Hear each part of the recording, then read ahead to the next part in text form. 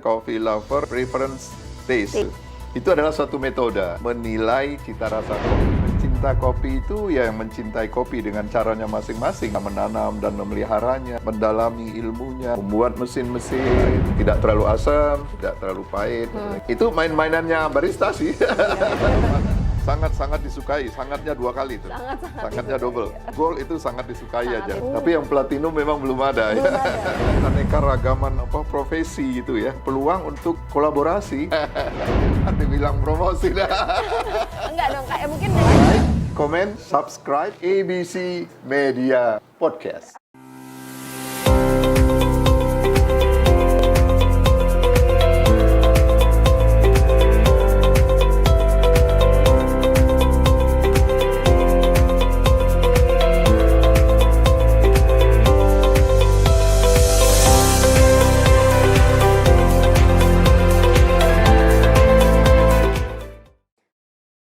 Halo pemirsa ABC Media, kembali lagi dengan saya Dian Hardianti dalam acara podcast Apa Kata Indonesia dengan tema Indonesia Surganya Pecinta Kopi, hanya di Catatan Jamila. Nah, di hadapan saya ini sudah hadir Ketua Coffee Lovers Indonesia, sekaligus pendiri klub atau Coffee Lovers Preference Taste.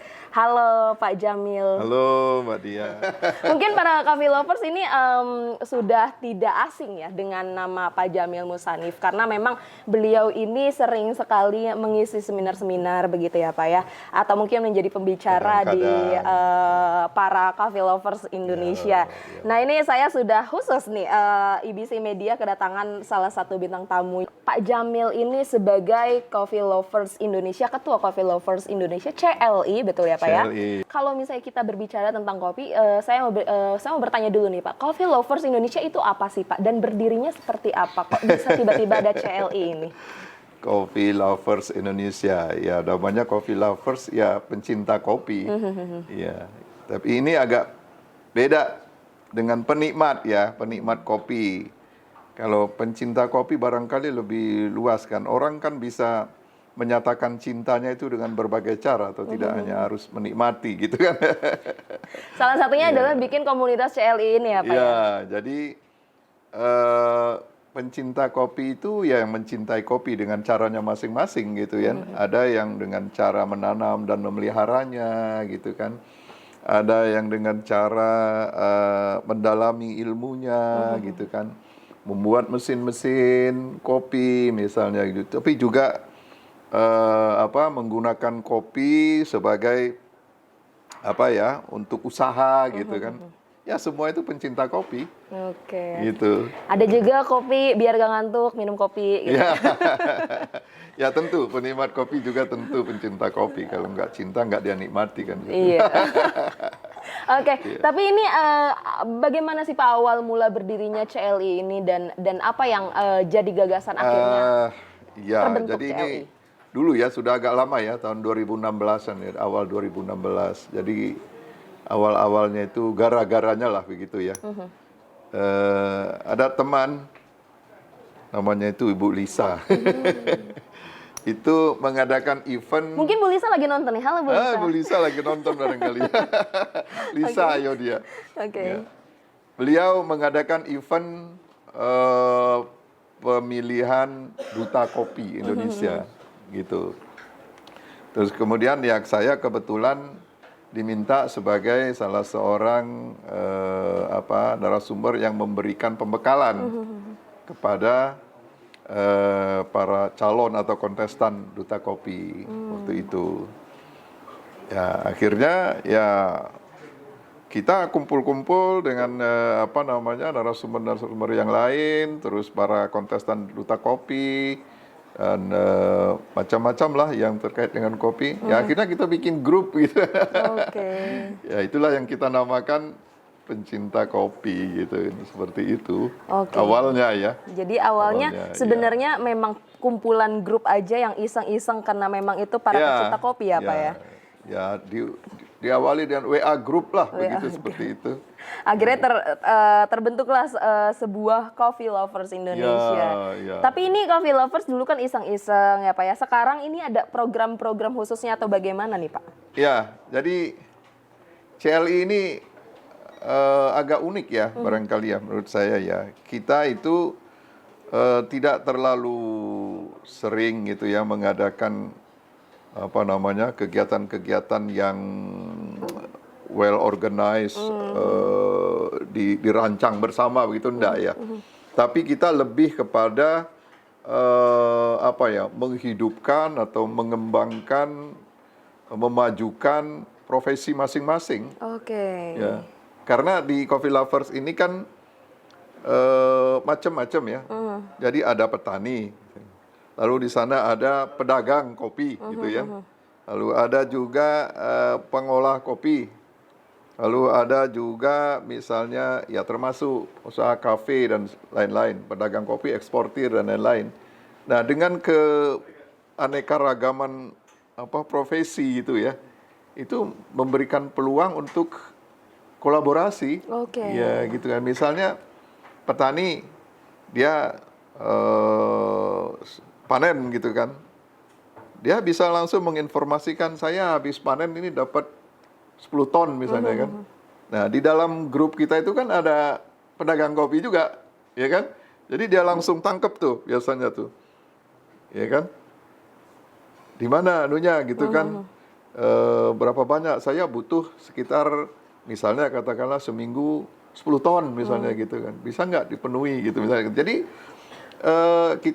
kita itu justru menciptakan iklim gitu ya. Untuk masing-masing itu bisa berkolaborasi. Jadi artinya CLI ini mewadahi seluruh para bagian-bagian yang memang itu dengan kopi ya Pak ya, terkoneksi dengan kopi seperti itu. Oke, salah satunya adalah petani, juga tadi para pedagang kopi, atau mungkin ada juga yang kafe-kafe atau barista-barista Pak? Oh iya, ada juga ya? Banyak. Ya.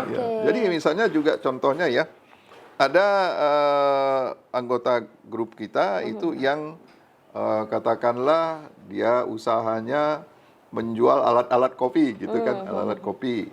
Apakah itu grinder, apakah itu macam-macam lah ya. Ya, sampai ke mesin roasting gitu ya untuk menyangrai kopi. Nah, kemudian kan ada pelaku-pelaku usaha di hilir nih, termasuk kafe gitu kan. Ya kan? Ada yang biasanya tuh posting, saya punya grinder nih. Gitu kan, saya punya grinder nih. Yang butuh silakan kontak gitu ya, sudah itu langsung mereka kan japri-japrian lah masing-masing gitu kan. Seperti itu. Jadi ada wadahnya yaitu CLI ya untuk mempermudah juga para pelaku-pelaku kopi ini menginformasikan gitu ya? Apa yang dibutuhkan gitu kan, atau apa yang kita punya masing-masing. Ya kan. Nah, kalau saya kebetulan tidak bergerak di komoditinya gitu ya. Jadi misalnya nih, saya pernah bikin konsep nih, pedoman kopi berkelanjutan, ya kan? Nah udah ini saya tawarkan kepada teman-teman, ayo kita bahas gimana ini untuk bisa menjadi outputnya CLI gitu. Yaudah kita bahas waktu zaman pandemi kan tidak bisa offline ya, ya kita lewat Zoom gitu kan. Akhirnya kita hasilkan suatu pedoman namanya Pedoman Kopi Berkelanjutan Indonesia. Ya, itu kita sampaikan ke Ditjen Perkebunan, Menteri Pertanian, misalnya seperti itu ya. Banyak hal-hal yang masing-masing itu sesuai dengan ini ya masing-masing ya, sesuai dengan profesi. Yang kaitannya dengan peningkatan kapasitas gitu ya, SDM seperti itu kita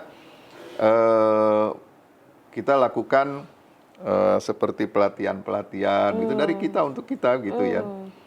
Jadi ada pelatihan-pelatihan yang diberikan oleh teman-teman kita di dalam grup itu kan ada barista, ya kan, ada roaster ya. Roaster itu penyangrai kopi gitu kan. Tapi ada juga eksportir gitu kan. Nah, kita bisa bertukar ilmu di situ. Tapi untuk Coffee Lovers ini memang ada strukturalnya nggak sih Pak? Kan Bapak sebagai sekarang menjabat sebagai ketua nih ya. Ada nggak sih mungkin strukturnya dia sebagai apa sebenarnya gitu? Sih ada ya, memang ada, kita ada ketua gitu. Tapi eh, kita tidak terlalu inilah ya, tidak terlalu harus organize banget begitu ya. Karena itu tadi masing-masing itu bisa japri-japrian gitu Oke, kan. karena sifatnya Bisa itu komunikasi. perkumpulan, Ya, komunitas perkumpulan. seperti itu ya. Ya, memang kadang-kadang seperti tadi ya, kita ada konsep nih gitu kan. Nah, terakhir kan kami ajukan konsep yang klop itu ya, yang Coffee Lover Preference Taste itu ya. Iya. Ya, itu juga kita, itu kan sebenarnya kan produk pribadi ya dari masing-masing. Tetapi juga ada juga yang sifatnya untuk pengembangan ke masyarakat, ya kan. Sebagai contoh misalnya pernah ada tahun 2019 itu kalau nggak salah, teman ya, itu anggota juga dari Coffee Lovers, dia mau berbagi benih gitu ya. Berbagi benih, kita mau kasih ke siapa nih gitu kan. Ya, kita bicarakan, coba barangkali Kalimantan Utara. Ya kan? Kalimantan Utara ini kan provinsi yang apa ya, pinggir banget gitu ya. Pinggir utara ya di Indonesia itu ya, berbatasan dengan Sarawak dan Malaysia gitu. Udah kita kirim ke sana ya. Benih dari teman ini, tapi atas nama Coffee Lover, atas nama CLI, kita kirim dan alhamdulillah sekarang sudah mulai panen itu. Oke. Iya, jadi ya senang juga kita gitu kan. Itu hal seperti itu. Itu salah satunya Lalu ya. juga misalnya juga kan ada juga di antara teman-teman ini yang misalnya dia event organizer begitu kan, ya kan? Dia menyelenggarakan kegiatan pameran misalnya gitu. Nah, kita ikut mensosialisasikan, ya kan? Nah, CL ini kan sudah ada di 34 provinsi. Oke. Ya, jadi kita bisa langsung sosialisasikan teman-teman di daerah, di masuk provinsi, kan membantu juga untuk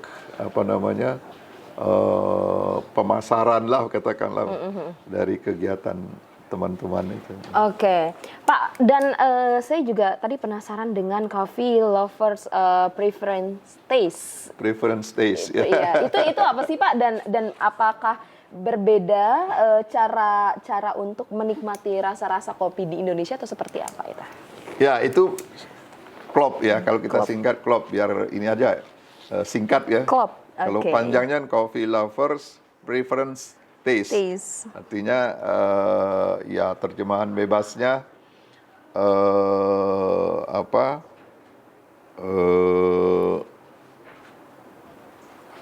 cita rasa yang disukai oleh pencinta kopi, gitu kan? Seperti itu. Itu adalah suatu metode untuk menilai cita rasa kopi Oke. atau menguji cita rasa kopi dan memberikan peringkat begitulah ya, penilaian gitu ya. Nah, dengan metode pengujian dan penilaian kopi melalui klop itu, suatu produk kopi, tapi ini kopi yang sudah diolah ya, bukan kopi yang masih mentah ya. Oke. Kopi yang sudah diolah, apakah itu kopi bubuk atau minimal sudah di roasting ya. Itu kita uji cita rasanya seperti apa, gitu kan? Ya tentu oleh juri ya, istilahnya katakanlah. Juri-juri begitu. dari Coffee Lovers itu? Ya, Atau ya, juri dari Coffee Lovers, tapi juga bisa dari mana-mana sih sebenarnya. oke. Yang penting dia bisa merasakan kopi gitu kan. Nah, baru dari hasil penilaian itu nanti cita rasa kopi itu kita klasifikasi gitu kan. Oke. Klasifikasi. Ada yang paling tinggi, katakanlah itu paling disukai lah, kira-kira akan paling disukai gitu kan. Jadi ini prediksi lah begitu ya. Kira-kira kopi ini akan sangat disukai oleh konsumen gitu. Itu kita kasih sebut namanya platinum gitu kelasnya. Oke. Nah, gitu kan. Lalu ini kopi akan disukai gitu kan oleh konsumen ya, kita sebut gold gitu kan. Nah, di bawahnya lagi cukup disukai gitu. Itu silver. Terus di bawahnya lagi itu bronze gitu ya. Oke. Jadi ada klasifikasinya juga ya. Ini kopi ini masuknya ke platinum, gold atau bronze Ya, tadi dari ya? segi cita rasa ya. Oke. Dari segi cita rasa. Oke. Seperti Nah, itu. yang mungkin yang sudah dapat platinum nih dari Coffee Lovers Indonesia itu kopi apa, Pak? Ya memang klub ini sudah agak lama ya konsepnya tahun 2019, tetapi baru kita launching tanggal 10 Agustus yang lalu. Oke. Ya, sekaligus beberapa hari setelah kita launching itu kita melakukan uji cita rasa gitu ya, beberapa kopi yang dikirim gitu ya oleh industri UKM ya umumnya gitu ya. UMKM. Industri kopi UKM. Waktu itu kita terima 27 sampel. Oke. 27 merek lah begitu ya. Nah, baru kita uji. Nah, dari 27 itu ternyata ada 17 yang gold. Tapi yang platinum memang belum ada Belum ya. ada. Ya gold itu sudah sangat disukai sih sebenarnya. Diperkirakan akan sangat disukai oleh konsumen gitu. Oke. Ya. Nah, mungkin ini PR nih untuk para UKM di luar sana. Siapa yang mau dapat platinum dari Coffee Lovers Indonesia? Yang kopinya akan sangat amat disukai ya, Pak ya. Iya, Berarti ya. sangat disukai. Sangatnya 2 kali itu. Sangat-sangat Sangatnya disukai. double. Kalau gold itu sangat disukai Sangat aja. disukai. Oke, itu jadi salah satunya metode tadi ya, metode yang dilakukan oleh Coffee Lovers untuk cicip kopi-kopi. Ya, kopi-kopi. Tapi kalau dari Bapak sendiri nih sebagai Coffee Lovers, pecinta kopi yang pastinya tahu dan juga sering banget cicip-cicip kopi, yang paling enak atau menurut Bapak mungkin Bapak suka banget kopi apa sih, Pak? Ini ntar dibilang promosi dah. Enggak dong, kayak mungkin dari kopi Lampung, misalnya kopi Toraja Ya, gitu. tadi itu tuh. Kan kita sudah coba tuh 27 ya. Faktanya kan dari penilaian oleh tim juri itu ada 12 orang ya. 12 orang. 3 diantaranya itu adalah juri profesional ya. Jadi yang kita memang kita undang dari juri-juri yang memang sudah ya kerjaannya begitu gitu kan, atau biasa begitu, biasa mengicip-icip gitu ya. Lalu yang 9 orang itu publik. Nah, dari hasil pengujian 12 orang itu terhadap 27 sampel, tadi ada 17. Ya. Jadi ya memang umumnya kopi-kopi Indonesia enak gitu loh. Oke. Ya, dan kalau dia masuk dalam satu kelas ya artinya ya kurang lebih ya setara lah gitu kan. Nggak bisa juga kita sebut yang paling enak karena faktanya dia gold semua kok, ada 17. Tapi Ya, Bapak di mungkin antara 17 itu boleh saya sebutkan misalnya ya. iya. Ada kopi Mandailing gitu kan. Oke. Ada kopi Robusta Lampung, tapi itu kan by merek ya. Artinya kalau tadi katakanlah Robusta dari Lampung itu dia dapat gold, belum tentu yang merek yang lain yang Robusta Lampung gold juga gitu loh. Itu. Ya, kan? Jadi itu cicip-cicipannya adalah based on merek ya, Pak ya? Based berarti? on merek. Oke. Ya. Ada juga dari mana lagi tuh ya? 17 lupa saya tuh. Dari Kalimantan bahkan ada juga. Oke. Dari Kalimantan Tengah tuh. Ya, dia kopinya Robusta, yang Lampung Robusta, yang Mandailing itu Arabica. Jadi itu tadi. Tapi Bapak sendiri ini kan kalau jenis kopi sendiri kan ada Arabica, Robusta, Excelsa dan juga Liberica. Liberica. Kalau Bapak sukanya yang apa tuh? Gini, kalau Arabica itu kan dia cenderung asam ya rasanya ya. Kalau Robusta itu ya asamnya kurang, tapi dia cenderung ke pahit kan. Getir ya. Saya senang yang tengah-tengah aja gitu kan. Tengah-tengah. Ya makanya kadang-kadang ya kita blend. Ya Robusta dan Arabica gitu kan, seperti itu. Ya, jadi blend ya itu untuk mendapat blending ya, untuk mendapatkan cita rasa yang kita inginkan, yang kita anggap pas gitu untuk konsumsi kita gitu. Tidak terlalu asam, tidak terlalu pahit, misalnya gitu. Ya, itu main-mainannya barista sih. Iya, barista. Betul. Karena mungkin kalau kita berbicara tentang brand, saya sendiri kadang suka nih sama brand kopi ini gitu. Karena ini sesuai selera. Sedangkan misalnya yang ini ini misalnya menurut saya terlalu asam atau mungkin terlalu pahit gitu kan. Jadi itu memang itu bagaimana ciri khas dari kopi-kopi di kafe itu sendiri ya Pak ya. Ya, karena itu kan juga cita rasa itu kan tidak hanya ditentukan oleh jenis atau asalnya kopi gitu ya. Betul, betul. Tetapi juga oleh tangan yang meracik. Tangan yang mengolah yang Iya. terutama mulai dari roasting, mulai dari penyangraian ya. Ya, itu ya sangat berpengaruh sekali. Kalau dia kelewat matang jadi pahit gitu kan.